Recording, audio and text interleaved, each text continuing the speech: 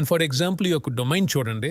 ఈ యొక్క డొమైన్‌కి నేను ఎస్ఎస్ఎల్ అనేది యాక్టివేట్ చేయలేదు. చేయకుండా వర్డ్‌ప్రెస్ ఇన్‌స్టాల్ చేసేసా.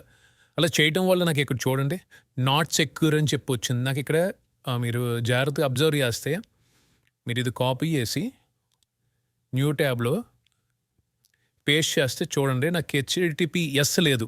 ఓన్లీ హెచ్‌టిటిపి మాత్రమే ఉంది. ఎందుకంటే నేను ఎస్ఎస్ఎల్ యాక్టివేట్ చేయకుండా వర్డ్‌ప్రెస్ అయితే ఇన్‌స్టాల్ చేసేసా.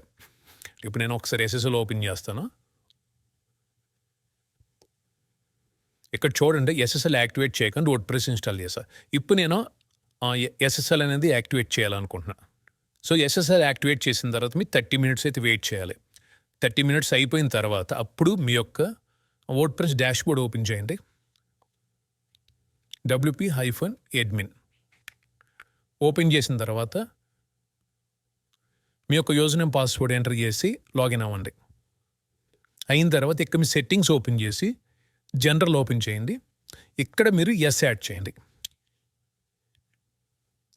ఎస్ యాడ్ చేసి సేవ్ చేంజెస్ క్లిక్ చేయాలి.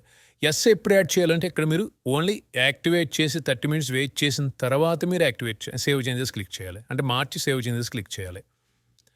అలా మీరు 30 మినిట్స్ వెయిట్ చేయకుండా మీరు చేస్తే కనుక మీకు ఫుల్గా ఎస్ఎస్ఎల్ అనేది యాక్టివేట్ అవ్వలేదు. అందుకే మీకు ఎర్రర్ అనేది వస్తుంది.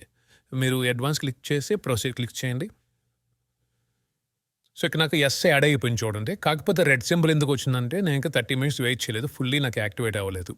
ఈ విధంగా మీరు ఒకవేళ పొరపాటుగా ఎస్ఎస్ఎల్ యాక్టివేట్ చేయకుండా వర్డ్‌ప్రెస్ ఇన్‌స్టాల్ చేస్తే కనుక మీరు ఈజీగా మార్చుకోవచ్చు. సెట్టింగ్స్ జనరల్‌లో మీరు మార్చుకోవచ్చు. జస్ట్ యూఆర్ఎల్ చేంజ్ చేస్తే సరిపోద్ది.